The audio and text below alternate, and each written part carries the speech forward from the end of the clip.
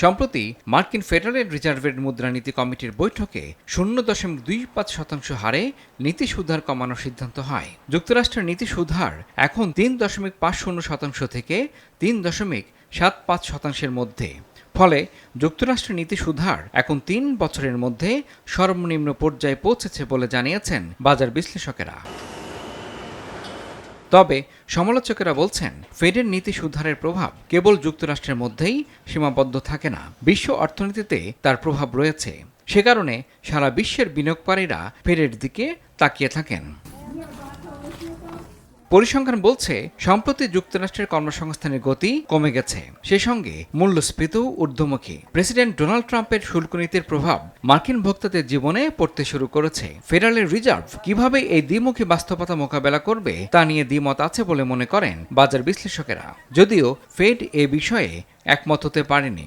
এর মধ্যেও তারা জানিয়েছে, আগামী বছর একবার নীতি সুদহার কমানো হতে পারে, যদিও বিষয়টি নির্ভর করবে অর্থনৈতিক তথ্যউপাত্তের ওপর।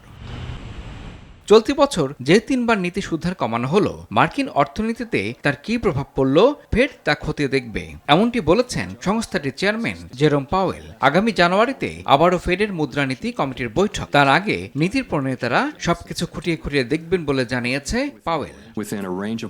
অর্থনীতিতে কি প্রভাব পড়ে তা দেখার জন্য ভালো অবস্থানে আছি। ফলে যারা চান ফেড আরো বেশি হারে নীতি সুদহার হ্রাস করুক, তাদের আরো অপেক্ষা করতে হবে। মার্কিন প্রেসিডেন্ট ডোনাল্ড ট্রাম্পও এই দলে আছেন।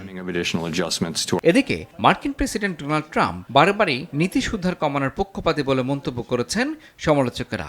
ফলে ফেড যে 0.25% হারের নীতি সুদহার কমিয়েছে, তাতে তিনি সন্তুষ্ট নন বলে জানান তারা। কারণ এক প্রতিক্রিয়ায় ট্রাম্প বলেছেন, অন্তত 0.50% হারে নীতি সুদহার কমানো উচিত ছিল।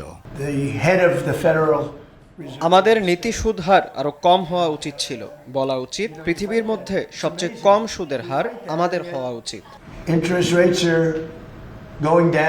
তবে বাজার বিশ্লেষকেরা বলছেন, মূলত কর্মবাজার চাঙ্গা করতেই এই সিদ্ধান্ত নেওয়া হয়েছে। অর্থাৎ ব্যবসা প্রতিষ্ঠানগুলো কম সুদের ঋণ নিয়ে সম্প্রসারণে যাবে, আর তার হাত ধরে কর্মসংস্থান বাড়বে। অর্থনীতির এই অমোঘ নিয়ম মেনে এই নীতি সুদহার কমানোর সিদ্ধান্ত। এখন দেখার বিষয়, ফেডারেল রিজার্ভের মুদ্রানীতি মার্কিন সমাজে কী পরিবর্তন নিয়ে আসে। ইমরুল হাসান, RTV।